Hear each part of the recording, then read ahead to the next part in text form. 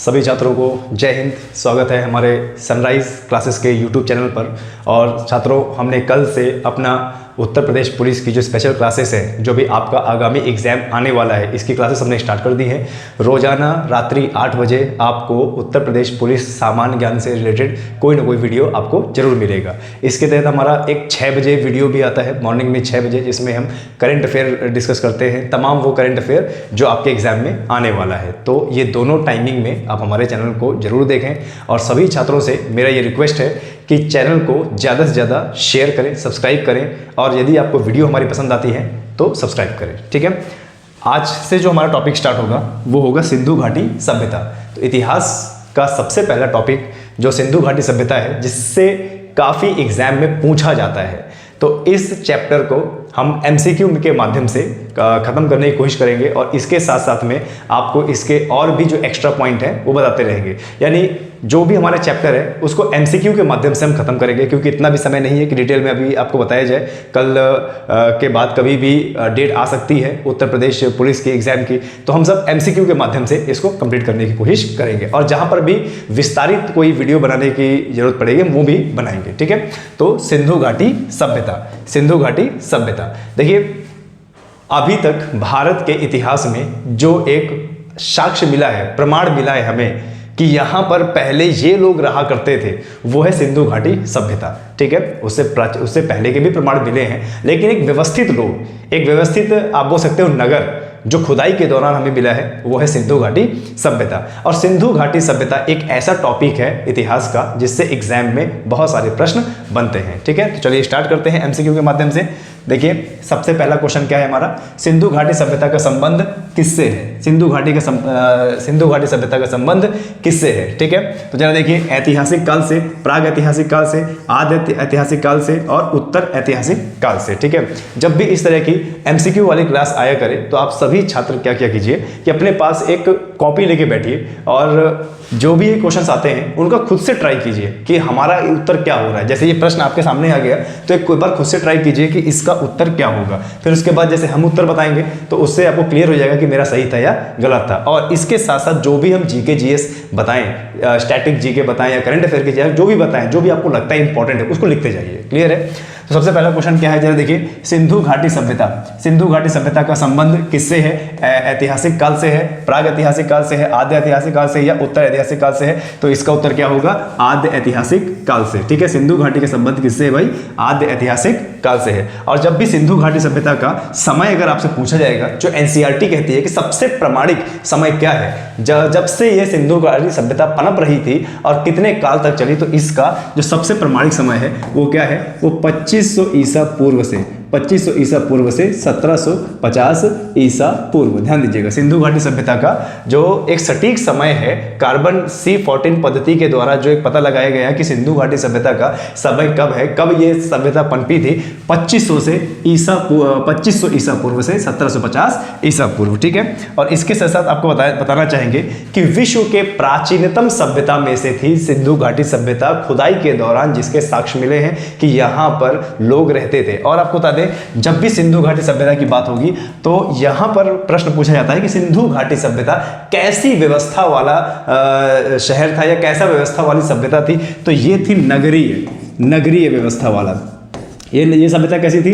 नगरीय सभ्यता थी। नगरीय सभ्यता का मतलब होता है कि वहाँ पर जो खुदाई के दौरान जो भी साक्ष्य मिले हैं, खंडहर मिले हैं, घर मिले हैं, उससे यह प्रतीत होता है कि सिंधु घाटी सभ्यता के लोग शहरी जीवन जीते थे। ठीक है, चलिए आगे बढ़ते हैं। दूसरा क्वेश्चन, सिंधु घाटी के लोग विश्वास करते थे, सिंधु घाटी लोग इनमें से किसमें विश्वास करते थे? आत्मा और ब्रह्म में, मातृ शक्ति में, यज्ञ प्रणाली में या कर्मकांड में? ठीक है, देखिए, जब भी सिंधु घाटी सभ्यता की खुदाई हुई और खुदाई के दौरान जो साक्ष्य मिले उससे ये पता लगाया जाता है कि उस समय सिंधु घाटी सभ्यता के लोग मातृ शक्ति में विश्वास रखते थे, क्योंकि सिंधु घाटी सभ्यता की खुदाई के दौरान बहुत सारी मातृ शक्ति की मूर्तियां बनी हुई है, नृत्य करती हुई मूर्तियां बनी हुई हैं। नग्न अवस्था में नृत्य करती हुई मूर्ति बनी हुई है। और एक महिला की मूर्ति इस प्रकार से बनी हुई है कि उसके गर्भ से एक पौधे को निकलते हुए दिखाया गया है। इससे ये प्रतीत होता है कि जो सिंधु घाटी सभ्यता थी वो मात्र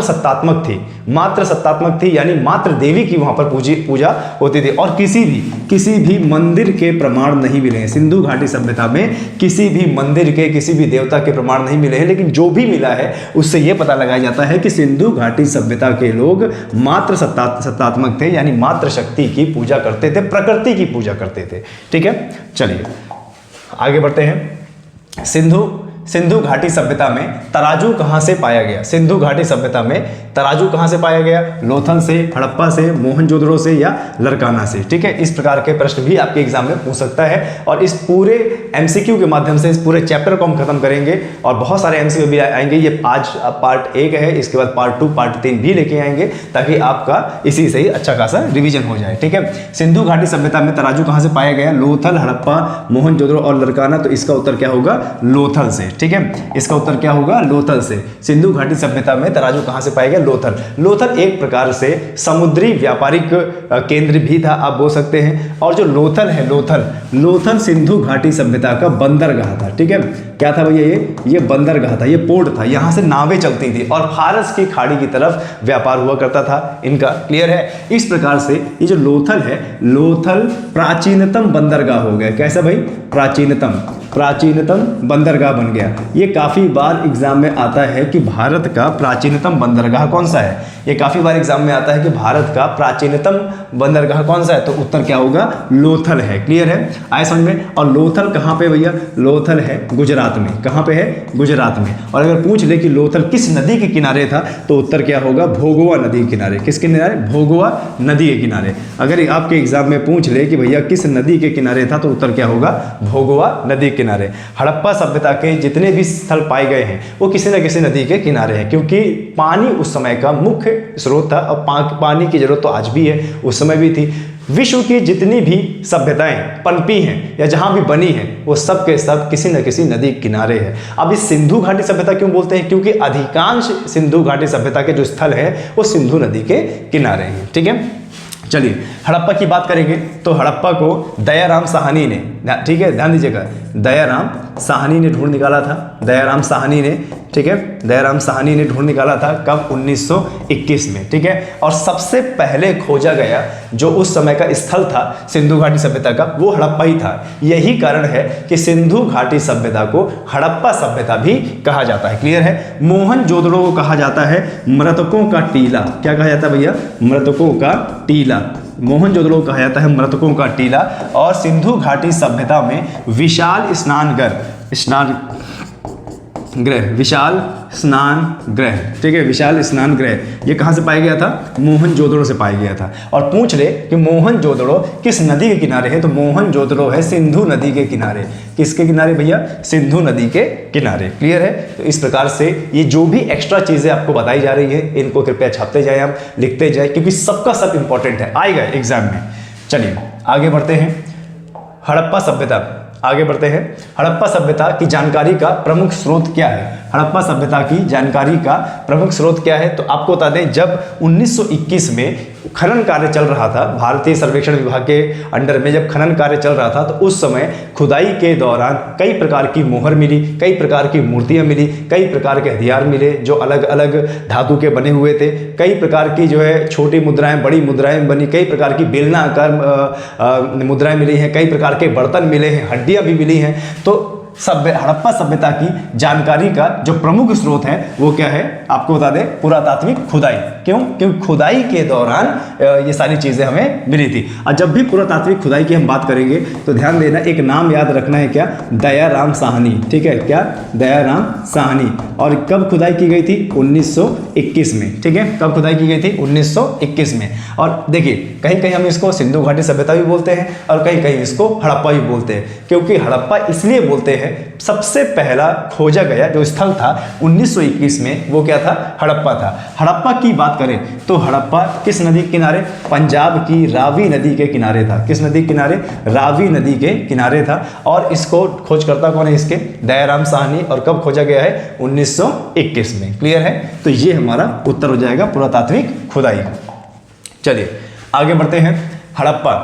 हड़प्पा के निवासी किस खेल में रुचि रखते थे? ठीक है, देखिए खुदाई के दौरान जिस प्रकार के उपकरण, जिस प्रकार की चीजें खुदाई के दौरान पाई गई हैं, उनसे उस सभ्यता के लोगों के बारे में साफ साफ हमें पता लगता है कि उस सभ्यता के लोग कैसे अपना जीवन व्यतीत करते थे। तो यहां पर पूछा गया है हड़प्पा के निवासी किस खेल में रुचि रखते थे? उत्तर क्या होगा? शतरंज। यानी हड़प्पा सभ्यता के लोग इतने ज्यादा विकसित थे कि वो शतरंज जैसा खेल भी खेलते थे। एग्जाम में कहता है कि शतरंज पाया गया धोलावीरा से। शतरंज भी आएगा होगा जिसको पासा बोलते हैं। सिंधु के लोग क्या करते हैं? आसानी से मनोरंजन के लिए। दोस्तों चैनल को ज्यादा शेयर करें और दूसरों को बताएं, आपको मिलेगी। ठीक है, जब भी शतरंज की बात करेंगे तो मिला है धोलावीरा से हमें, और मिला है तो धोलावीरा से हमें मिला है साक्ष्य। इसके साथ धान के साक्ष्य में है, किस साक्ष्य में? धोलावीरा के मिला है स्टेडियम मिला है। अच्छा ढोलावीरा कहां पे था? गुजरात में। कहां पे था? गुजरात में था। तीन से याद रखिए कि यहां पे धान के साक्ष्य में हमें स्टेडियम मिला, क्या मिला? मिला और तो मिला। ठीक है, तो इस हड़प्पा के निवासी किससे संबंधित है? शतरंज से संबंधित है। मिला है धोलावीरा से। ठीक है, तो आपको याद रखना है।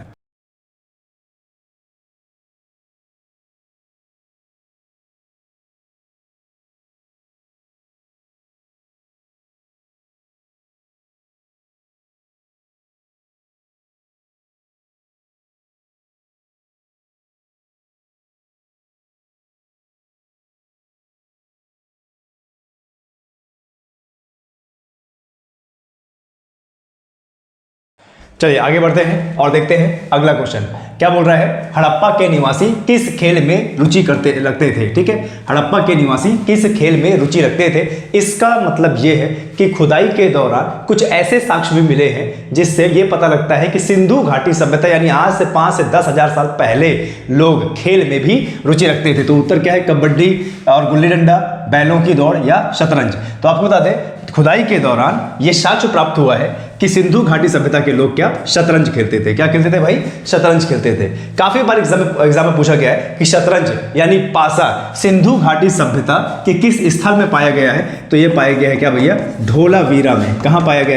ये धोलावीरा में पाया गया। और धोलावीरा ये कहां पे है? तो भैया धोलावीरा है ये आपका है कहां पे? गुजरात में है। ये कहां पे है? गुजरात में है। ठीक है, और अगर आपसे पूछ ले कि यहां से और क्या क्या पाया गया है, तो देखिए यहां से धान के साक्ष्य मिले हैं। किसके मिले हैं? यहां पर धान के साक्ष्य मिले हैं। और यहां पर क्या पाया गया है? स्टेडियम पाया गया है। ठीक है, यहां पे क्या है? एक ओपन स्टेडियम पाया गया है। धोलावीरा में शतरंज है, धान है, स्टेडियम है और एक ओपन स्टेडियम पाया गया है। ओपन स्टेडियम से ये पता लगा सकता है कि हो सकता है कि उस समय शहर के लोग एकत्रित होते रहे हो वहां पर पूजा पाठ के लिए या फिर कोई मनोरंजन के लिए या फिर कोई सभा के लिए वहां पर। ठीक है, तो ये बहुत ज़्यादा इंपॉर्टेंट पॉइंट है आपका। ठीक है, आगे बढ़ते हैं। हड़प्पा सभ्यता की खोज किस वर्ष हुई है? हड़प्पा सभ्यता की खोज किस वर्ष हुई है? 1931, 1945, 1901 और 1921। अभी इससे पहले मैं आपको बता चुका हूं कि सबसे पहले खोजा गया स्थल कौन सा है? हड़प्पा है। और कब खोजा गया है? 1921 में। तो इसका उत्तर क्या हो जाएगा? 1921 में। अच्छा, किसने खोज निकाला? तो किसने खोज निकाला आपको बता दें। खोज निकाला किसने? दयाराम साहनी ने। किसने भैया? दयाराम साहनी ने। दयाराम साहनी ने इसको खोज निकाला है 1921 में। और 1922 में फिर राखल दास बनर्जी ने। किसने? राखल दास बनर्जी ने मोहनजोदड़ो को खोज निकाला था। किसको भाई? मोहनजोदड़ो को। मोहनजोदड़ो खोज निकाला था जो कि सिंधु नदी के किनारे था। किसको? कौन सी नदी? सिंधु नदी के किनारे था। ठीक है, डेट याद रखनी, ये बहुत महत्वपूर्ण डेट है। हड़प्पा सभ्यता की खोज किस वर्ष हुई है? 1921 में हुई है। किसने खोज निकाला था? दयाराम साहनी ने। किसके अंडर में? तो अगर पूछ ले कि उस समय इस खननकर्ता का या भारतीय सर्वेक्षण विभाग जो यहाँ पर खुदाई कर रहे थे उसका हेड कौन था? तो उसका हेड था कौन? John Marshall. क्या था भैया? जॉन मार्शल वो हेड था। कौन था भाई? जॉन मार्शल था। क्लियर है? हड़प्पा जो स्थल है यह किस नदी किनारे पाया गया है? तो ये पाया गया है रावी नदी के किनारे। कौन सी नदी के किनारे? रावी नदी के किनारे। ठीक है, क्योंकि इसका नाम हड़प्पा था इसीलिए इसको हड़प्पा सभ्यता के नाम से भी जाना जाता है। क्लियर है? चलिए आगे बढ़ते हैं। पहली बार कपास उपजाने का श्रेय किस सभ्यता को जाता है? पहली बार कपास उपजाने का श्रेय किस सभ्यता को जाता है? सिंधु सभ्यता, मेसोपोटामिया, मिस्र या फारसी। ठीक है, तो आपको बता दें पूरे विश्व में कपास की खेती करने का, कपास के कपड़े पहनने का, सूती वस्त्र पहनने का और कपास की खेती करने का जो सबसे पहला प्रमाण मिला है वो कहाँ मिला है? सिंधु घाटी सभ्यता में। ठीक है, ये विश्व लेवल पे एग्जाम में पूछा जाता है कि भाई सबसे पहले कपास की खेती के जो प्रमाण है वो कहाँ पे मिले हैं, तो इसका उत्तर क्या होगा?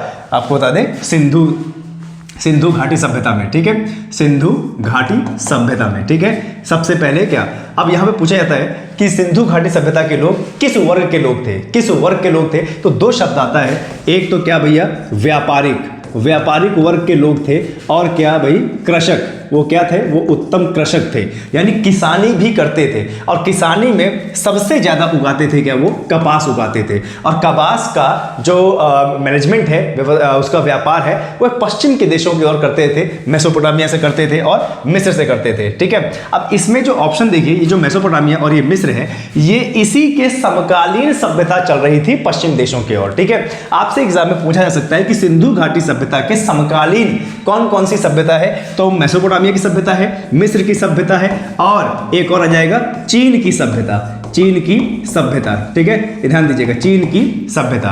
अगर आपसे पूछ ले कि सिंधु घाटी सभ्यता के समकालीन उसी समय और कौन कौन सी सभ्यताएं चल रही थी, तो उत्तर क्या होगा? सिंधु सभ्यता, मेसोपोटामिया और क्या मिस्र और क्या चीन की सभ्यता। और ये सभी की सभी सभ्यता किसी न किसी नदी के किनारे बसी थी। ठीक है, चलिए आगे बढ़ते हैं। सिंधु घाटी के निवासियों की सभ्यता को जानने का मूल स्रोत क्या है? सिंधु घाटी सभ्यता के निवासियों की सभ्यता को जानने का मूल स्रोत क्या है? तो अभी मैंने आपको थोड़ी देर पहले बताया कि सिंधु घाटी सभ्यता जब उसका उत्खनन कार्य चालू हुआ तो कहीं से मोहरें मिल रही हैं, कहीं से हथियार मिल रहे हैं, कहीं से बर्तन मिल रहे हैं, कहीं से हड्डियां मिल रही हैं, कहीं से बैलगाड़ी के अवशेष मिल रहे हैं, कहीं पहिए के अवशेष मिल रहे हैं, कहीं जानवरों के अवशेष मिल रहे हैं। ठीक है, खुदाई के दौरान जो जो चीजें मिली उससे आंकड़ा लगाया गया कि इस सिंधु घाटी सभ्यता में उस समय का जीवन कैसे लोग जीते थे। तो बर्तन, जेवर, हथियार और औजार, इसके बल पे हमें पता लगता है कि सिंधु घाटी सभ्यता में वहां के लोग किस प्रकार का जीवन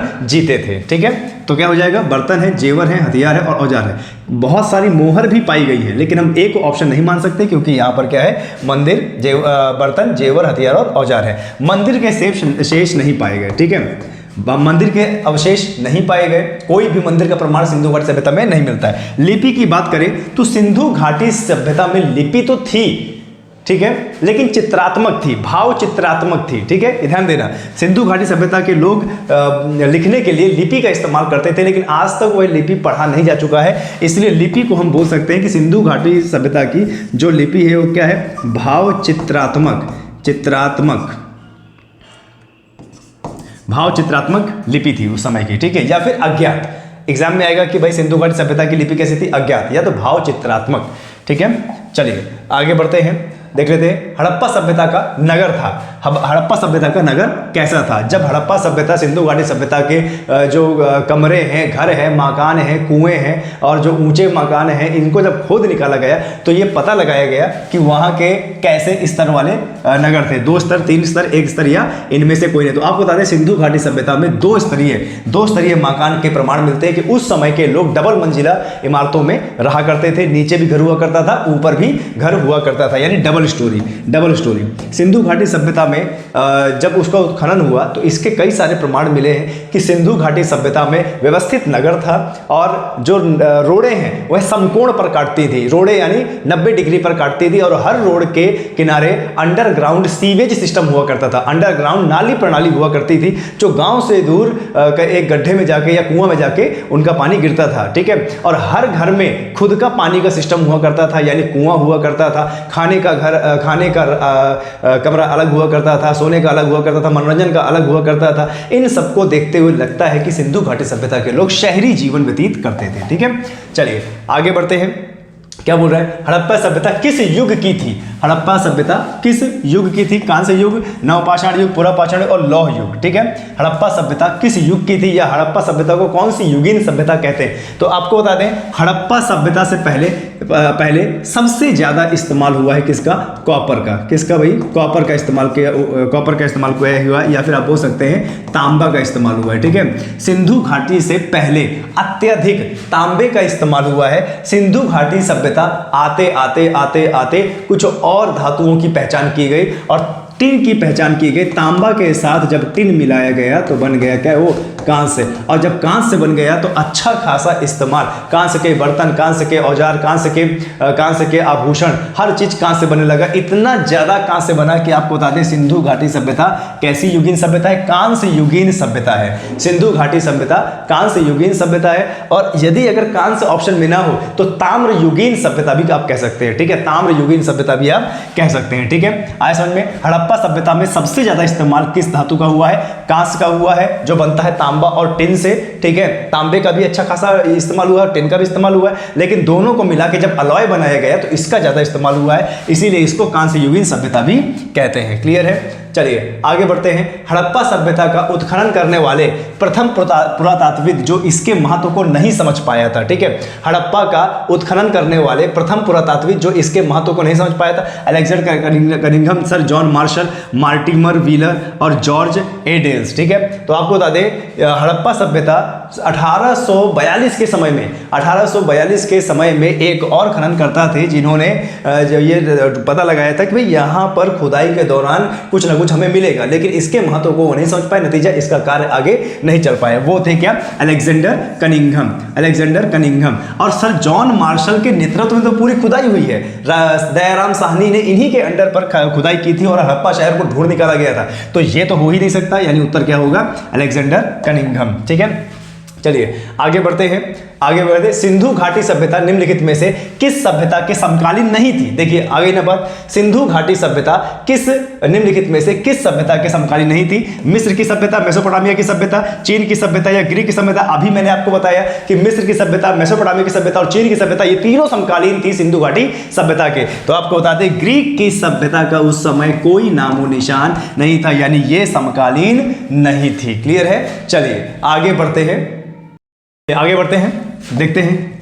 अगला क्वेश्चन है सिंधु घाटी जिसको हड़प्पा सभ्यता भी बोलते हैं, सिंधु घाटी सभ्यता के लिए मेसोपोटामिया रिकॉर्डों में निम्नलिखित में से किस शब्द का प्रयोग किया गया था? ठीक है, जब भी सिंधु घाटी सभ्यता से हमें कोई साक्ष्य मिला है और जो मेसोपोटामिया से व्यापारिक साक्ष्य मिला है, तो उसके लिए पुरातात्विक विभाग के लोगों ने एक शब्द का इस्तेमाल किया था। क्या है? पिलियून, मेलूहा या मेगन या फैलक। ठीक है, तो आपको बता दें इसका उत्तर क्या होगा? मेलूहा। ठीक है, ये ध्यान देना, ये काफी इंपॉर्टेंट क्वेश्चन है, इसको स्टार लगा लीजिएगा। सिंधु घाटी हड़प्पा के लिए मेसोपोटामिया रिकॉर्डों में मेलूहा शब्द का इस्तेमाल किया गया था। ठीक है, और सिंधु घाटी सभ्यता के लोग मेसोपोटामिया से, मिस्र से, ठीक है, यहाँ से व्यापार करते थे और मध्य एशिया से भी इनके व्यापार करने का कोई ना कोई साक्ष्य मिला है। और सिंधु घाटी सभ्यता का जो एक व्यापारिक केंद्र था, ठीक है, ध्यान दीजिएगा, जो व्यापारिक केंद्र था वो था अफगानिस्तान। वो क्या था? वो अफगानिस्तान था। ठीक है, तो इसको आपको ध्यान रखना है। सिंधु घाटी सभ्यता का जो व्यापारिक केंद्र था वो क्या था? अफगानिस्तान। ठीक है, आगे बढ़ते हैं। सिंधु घाटी सभ्यता के संदर्भ में कौन सा कथन सही नहीं है? इस प्रकार के भी प्रश्न आपके एग्जाम में आ सकते हैं। सिंधु घाटी सभ्यता के संदर्भ में, सिंधु घाटी सभ्यता के संदर्भ में कौन सा कथन सही नहीं है? सिंधु घाटी सभ्यता एक उच्च नगरीय सभ्यता थी। जी बिल्कुल, ये कथन बिल्कुल सही है। सिंधु घाटी सभ्यता में जो भी प्रमाण मिले हैं उससे यही प्रतीत होता है कि सिंधु घाटी सभ्यता के लोग शहरी जीवन जीते थे। ठीक है, लोगों को लोहे की जानकारी नहीं थी। बिल्कुल सही बात है, यहाँ पर लोगों को लोहे की जानकारी नहीं थी क्योंकि लोहे का उत्खनन इस समय तक नहीं हुआ था। ठीक है, यह कहना कठिन नहीं है कि लोग किस प्रजाति से संबंधित है। बिल्कुल सही है। और लोगों को कृषि के बारे में जानकारी नहीं थी, यही कथन गलत है, यही कथन गलत है, डी गलत है। सिंधु घाटी सभ्यता के लोग उत्तम लेवल के यानी उत्कृष्ट किसान थे और 13-14 प्रकार के अनाजों की खेती करते थे। सबसे ज्यादा कपास की खेती करते थे और कपास का व्यापार पश्चिम की ओर करते थे। ठीक है, तो ये उत्तर हो जाएगा आपका। आगे बढ़ते हैं। निम्नलिखित में से कौन सा एक हड़प्पा स्थल नहीं है? इनमें जो भी आपको बताया जा रहा है इनमें से कौन सा हड़प्पा सभ्यता में खोदा गया स्थल नहीं है? तो इसका देखिए चन्हूदाड़ो, कोटदीजी या सोहगौरा या देसलपुर। तो आपको बता दें देसलपुर वो जगह है जो सिंधु घाटी सभ्यता या हड़प्पा स्थल का नहीं है, ठीक है। बाकी ऊपर के तीन चन्हूदाड़ो कौन सी नदी के किनारे? यह सिंधु नदी के किनारे था, ठीक है। और कोटदीजी कहाँ पे था? ये शायद अफगानिस्तान के पास था। और सोहगौरा ये तीनों सिंधु घाटी सभ्यता के स्थल हैं। देसलपुर सिंधु घाटी सभ्यता का स्थल नहीं है, ठीक है। चलिए आगे बढ़ते हैं। हड़प्पा सभ्यता विस्तृत थी। तो हड़प्पा सभ्यता कहां कहां तक विस्तृत थी? देखिए जब भी सिंधु घाटी सभ्यता के जो साक्ष्य हैं खुदाई के दौरान अलग अलग समय में और अलग अलग खननकर्ता ने जब खुदाई किया तो ये पता लगाया कि सिंधु घाटी सभ्यता का एक बहुत विस्तृत क्षेत्र था, ठीक है। तो आपको बता दें सिंधु सभ्यता विस्तृत थी कहां पे? क्या पंजाब, दिल्ली, जम्मू कश्मीर? नहीं, बिल्कुल नहीं। राजस्थान, बिहार, बंगाल और ओडिशा? बिल्कुल भी नहीं। पंजाब, राजस्थान, गुजरात, ओडिशा और बंगाल? जी बिल्कुल भी नहीं। पंजाब, राजस्थान, गुजरात, उत्तर प्रदेश, हरियाणा, सिंधु और बलूचिस्तान। तो यही सही उत्तर है। सिंधु सभ्यता जब उत्खनन करके उसका यह पता लगाया गया कि सिंधु घाटी सभ्यता का जो एक विस्तृत क्षेत्र है यह सभ्यता कहां कहां तक थी, तो यह पता चला कि यह पंजाब, राजस्थान, गुजरात, उत्तर प्रदेश, हरियाणा, सिंधु और बलूचिस्तान तक था, ठीक है। एग्जाम में बहुत पूछा जाता है। मान लीजिए कि यह पूरा सिंधु घाटी का स्थल है, तो सिंधु घाटी सभ्यता का सबसे उत्तरी स्थल था क्या? मांडा, जम्मू एंड कश्मीर। क्या था भैया? मांडा, जम्मू एंड कश्मीर। सिंधु घाटी सभ्यता का सबसे उत्तरी स्थल था क्या? मांडा, जम्मू कश्मीर। और सबसे पश्चिमी था क्या? सुतकगेंडोर, ठीक है, सुतकगेंडोर, ठीक है, ये था। और सबसे पूर्वी जो क्षेत्र था वो क्या था? आलमगीरपुर मेरठ था, ठीक है, आलमगीरपुर मेरठ था। सबसे दक्षिणी क्षेत्र क्या था? दायमाबाद महाराष्ट्र। क्या था भाई? दायमाबाद महाराष्ट्र। यानी 3-4 देश इसमें लगभग लगे हुए थे। ईरान का भी कुछ हिस्सा था, अफगानिस्तान का, पाकिस्तान का, भारत का, जम्मू कश्मीर और महाराष्ट्र का, ठीक है। तो मांडा, जम्मू कश्मीर सिंधु घाटी सभ्यता का सबसे उत्तरी क्षेत्र, और आलमगीरपुर सबसे पूर्वी क्षेत्र, और सुतकगेंडोर सबसे पश्चिमी क्षेत्र, और दक्षिणी क्षेत्र क्या था? दायमाबाद महाराष्ट्र में था, ठीक है। तो उत्तर क्या हो जाएगा इसका? ये हो जाएगा। चलिए आगे बढ़ते हैं। शोरतुगई सिंधु घाटी सभ्यता किस देश में है? शोरतुगई सिंधु घाटी सभ्यता किस देश में है? शोरतुगई एक स्थल है, उत्खनन के दौरान यहां से भी सिंधु घाटी सभ्यता के प्रमाण मिले हैं। तो पूछ रहा है कि इनमें से किस देश में? भारत में, पाकिस्तान में, अफगानिस्तान में या तिब्बत में? तो आपको बता दें शोरतुगई कहां था? अफगानिस्तान में। कहां पे था ये शोरतुगई? कहां था? अफगानिस्तान में था। और अफगानिस्तान का ये शोरतुगई क्या था? ये था व्यापारिक केंद्र। ये क्या था भाई? व्यापारिक केंद्र था, ठीक है, ध्यान देना। सिंधु घाटी सभ्यता का वह स्थल जो अफगानिस्तान में था और व्यापारिक केंद्र था। एग्जाम में पूछा जाता है कि सिंधु घाटी सभ्यता का व्यापारिक केंद्र कहां पर था? अफगानिस्तान के शोरतुगई में, ठीक है। चलिए आगे बढ़ते हैं और देखते हैं कि कुछ इस प्रकार के भी प्रश्न आ सकते हैं आपके एग्जाम में, ठीक है। दिए गए कथनों पर विचार कीजिए। अब कथन को देखना है और ऑप्शन को लगाना है कि इनमें से कौन सा ऑप्शन सही हो सकता है। तो पहला क्या है जरा देखिए, पाकिस्तान के बलूचिस्तान, सिंध और पंजाब में सैंधव सभ्यता विस्तार के प्रमाण मिलते हैं। जी बिल्कुल सही है, पहला कथन हमारा बिल्कुल सही है, ठीक है। सैंधव सभ्यता का विस्तार अफ्रीकी देश के मोरक्को तक था। नहीं, ये गलत है, मोरक्को तक विस्तार नहीं था। सिंधु घाटी सभ्यता के मोरक्को यानी आपको बता दें सिंधु घाटी सभ्यता का पाकिस्तान, बलूचिस्तान, ईरान और अफगानिस्तान, भारत के सिवा और बाहर से कोई प्रमाण नहीं मिला है। और बाहर से अगर कोई प्रमाण मिला है तो व्यापार का मिला है, यानी उस साइड मोरक्को साइड कोई दूसरी सभ्यता चल रही थी, सिंधु घाटी सभ्यता नहीं चल रही थी, ठीक है। तो इसका उत्तर हो जाएगा केवल एक कथन सत्य है, ठीक है।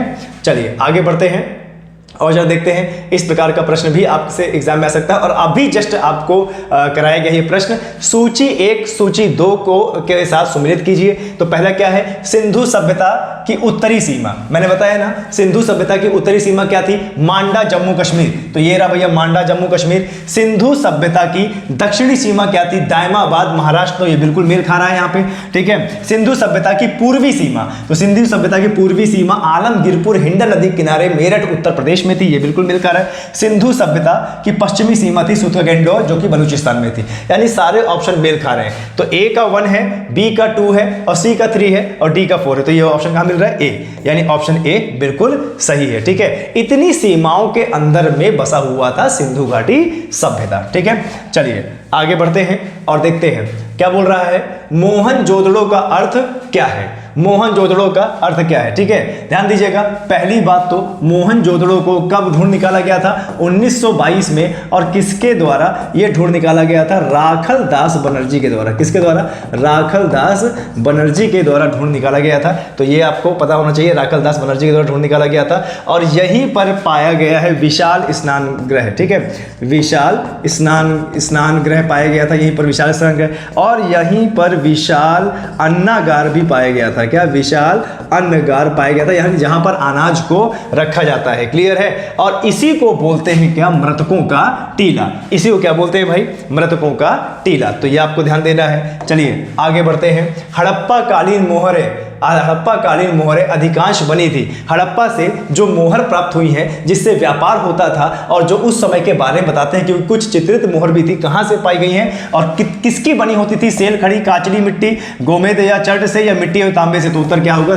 अधिकतर जो मोहरें मिली है किसकी बनी होती थी? सेल खड़ी की होती थी। और मोहरों से ही उस समय व्यापार हुआ करता था। ठीक है, आगे। मोहनजोदड़ो निम्न में से कहां पर स्थित था? मोहनजोदड़ो निम्न में से कहां पर स्थित था?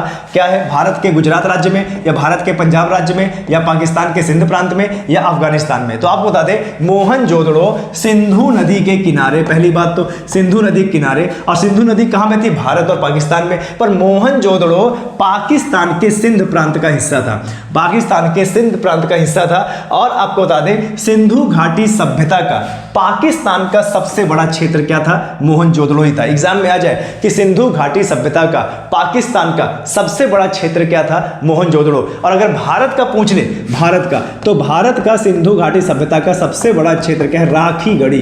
क्या भैया? राखी गढ़ी सबसे बड़ा क्षेत्र था क्षेत्रफल की दृष्टि से। ठीक है, चलिए आगे बढ़ते हैं। सिंधु घाटी सभ्यता के विकसित अवस्था में निम्नलिखित में से किस स्थल में घरों में कुओं के अवशेष मिले हैं? सिंधु घाटी सभ्यता के विकसित अवस्था में निम्नलिखित में से किस स्थल में घरों में कुओं के अवशेष मिले? हड़प्पा, कालीबंगा, लोथल या मोहनजोदड़ो? तो आप बता दें इसका उत्तर क्या होगा? हड़प्पा। हड़प्पा से हर घर में कुएं के प्रमाण मिले हैं। ठीक है, और हड़प्पा किस नदी के किनारे भैया? ये सिंधु नदी के किनारे। कालीबंगा से क्या मिला है? कालीबंगा से कांच की चूड़ियां मिली है। कालीबंगा से क्या मिली भैया? कांच की चूड़ियां। लोथल क्या था भाई? लोथल प्राचीन बंदरगाह। ठीक है, प्राचीन क्या था? बंदरगाह था। कहां पे है ये? कहां पे है? गुजरात में। अब मोहनजोदड़ो अभी आपने पढ़ा, मृतकों का टीला। ठीक है, चलिए आगे बढ़ते हैं। क्या बोल रहा है? मोहनजोदड़ो का सबसे बड़ा भवन कौन सा था?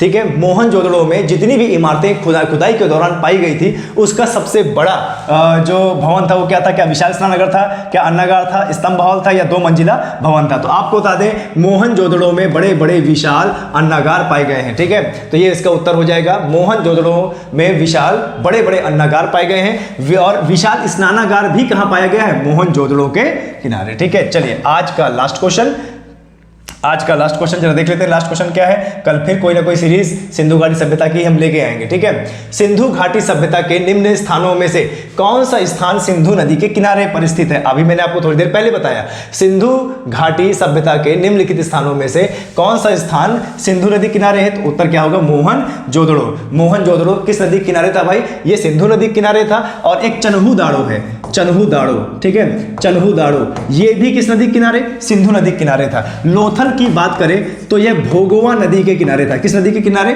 भोगोवा नदी किनारे। हड़प्पा की बात करें तो हड़प्पा ये रावी नदी के किनारे था। कालीबंगा कहां पे था? कालीबंगा राजस्थान में था। ये सिंधु घाटी सभ्यता का, जहां पर आज भी यहां पर चूड़ी बनाने के कारखाने वैसे की वैसी जली हुई भट्टियां उस समय की हैं। ठीक है, तो चलिए दोस्तों, ये थे हमारे 25 प्रश्न। और मैं आशा करता हूं कि आपको ये वीडियो अच्छा लगा होगा। यदि अच्छा लगा है तो चैनल को शेयर करें, सब्सक्राइब करें, लाइक करें और कमेंट जरूर करें। ठीक है, जय हिंद, जय भारत।